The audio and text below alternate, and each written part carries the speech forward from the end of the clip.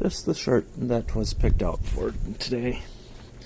Tried actually recording a little bit of stuff earlier, but yeah, God, the quality wasn't really that good, so I'm scrapping that and gonna re-record. Finally getting on to the Pokemon topic. At least getting that part recorded. Definitely wasn't that good of a quality, so yeah. But you know, that's a good thing about being able to hit the delete button and go again, because you get a feel for what you're talking about already. So thank you, Ethan, for giving me that that advice. Bit of a reminder of that you can do that is really. So I'm, even with my limited means, his advice still helps me out a lot. So bringing up Pokemon and one of my friends, my friend Pedro gave me this 1 year.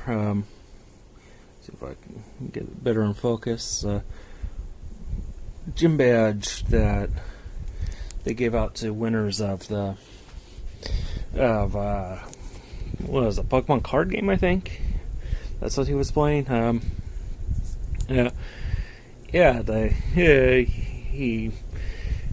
won the badge for me as a birthday present, and was like, dude, you did not even have to do anything like that. And now I probably have one Pokemon gym badge, so I guess I'm 1/10 of a Gary Oak or 1/8 of an Ash, because that's how many they need. Old memes.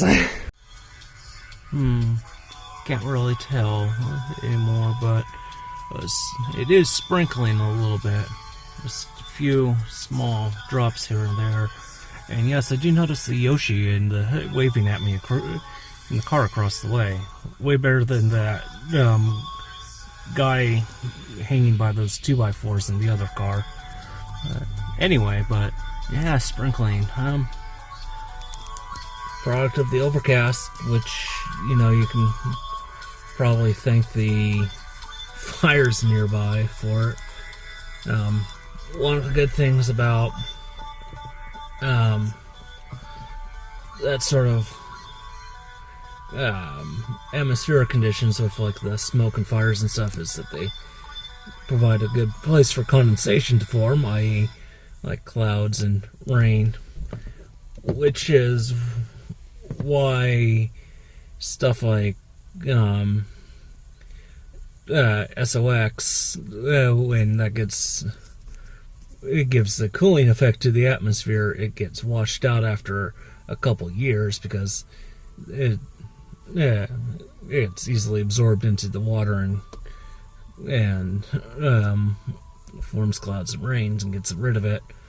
But which is why it's a bad idea to rely on volcanoes or sulfur dioxide pollution as your climate change cure, because that's a very short-term solution. Even a massive volcano eruptions like, say, Krakatoa, which in an ideal location and with a huge explosion only gave a few years of climate effect. If there are ways to better get the carbon out of the atmosphere via rain or something, oh well.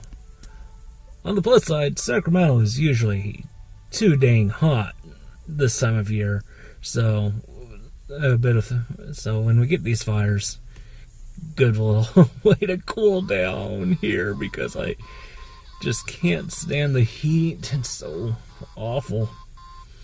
Yeah, but enough weird cloud rambling. Oh, I always like overcast days. They're so nice. Give you a good reason to bundle up for while doing anything.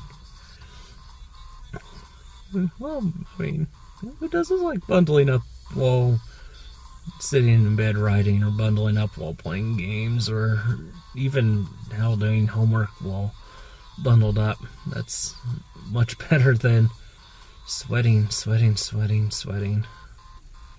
Especially when you're programming and you need your computer running all the time.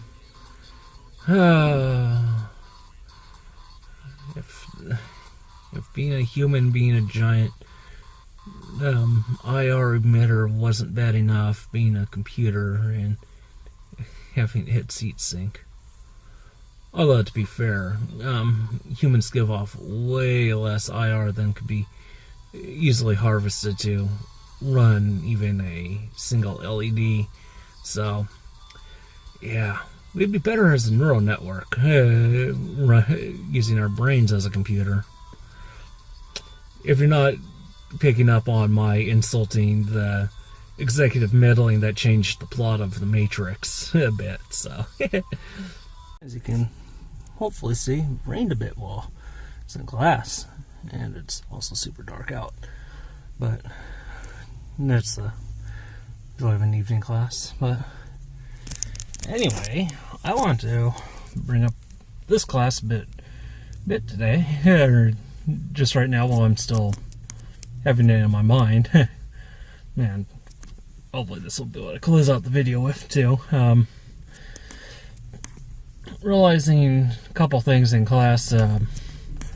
First of all, we're going over pointers and pointer structure again and again and again and again, really nailing that down. And one of my first realizations was, it's not the teacher.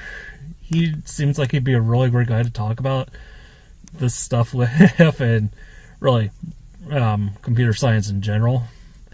But it's really just the students holding us back from doing more than we should be able to do. Sort of made sense as it was either this Monday or last Wednesday, where one of the guys in class is like, when we started moving on to a different topic, he's like, this is what we're here for, to learn programming. And it's like, no, we're here to learn how to use data structures. And it doesn't matter what programming language we're using, if we're even programming at all, because you can even make them out of pseudocode. So the teacher seems to get that and realize that it's just kids are other students are hung up on some of that stuff. And then the other realization I had actually towards the end of class was the way that this professor is explaining pointers is the same way that the professor that, when I finally had that moment where it clicked with me with pointers, both the previous instructor and the current one are both explaining it relatively the same way, which is really good, at least for me, because that's the way I understood how to use them, and I later would use that exact same explanation with other people. I learned this stuff using Java as my base language for that, but I've subsequently used my pointer explanation or their pointer explanation for C and C++. So it's like you don't need a specific language, and I'm honestly really glad that I've realized that it's a very similar way of handling this stuff between my old teacher and this current one. And I like that because I really liked my my older teacher. He was really good, really smart guy, really good to go and talk to. And as a lot of this class, when I'm realizing some of the earlier points, it's like I would probably really like hanging out or just chatting up about computer science, or being able to ask questions a bit easier if I had any at this moment. This guy really seems like he knows what he's doing. I mean, I'm glad. I really like teachers like that. That if they don't know what they're doing, they at least hide it really well. And if they do know what they're doing, they're really enthusiastic about it. So this guy's really enthusiastic about this stuff, and I really like that, and makes me feel really good about that. So yeah, I mean, I'm feeling better about the class. I don't know, just the fact that we keep getting hung up on pointer stuff just bugs me a bit, because it's stuff that we should have had click in our heads before we even got here. And if we're running around in circles constantly with this issue, we're not really going to learn data structures. I mean, today we finally got through going through some basic functions of a linked list, and it's at the end of the class, I got hijacked back to basic pointer stuff again, which we started the class with. So I can sort of tell that the professor wants to go on and do stuff more with it, but if the class is holding us back, holding back, yeah. Oh well. I'm starting to. I mean, if I'm starting to have fun with this in class a bit more, so that's a more important thing to me than if we get hung up a lot, because a really good teacher helps make a really good class. So even if you're not getting what you want out of the class, if you get a good teacher that you can go to outside of a class, I mean, I'm lucky. I've had a lot of departments I've ended up in that were like that you can actually go to the guy and say, hey, I have this question about this, and they're like, when did I have you? Well, like 2 years ago. Okay, cool. Here's an answer on that question. Yeah, just good things to keep in mind about, especially if you're a beginning student at any point. Even continuing students and returning students need the same sort of reminders. And that's all off my chest now, and then forget it. So I don't have to remember later. Go and get food and coffee, and then relax a bit before re-recording some videos tonight, so I have content to post this weekend. Yay! So see you all around, and hope you guys are having a good week too. Bye.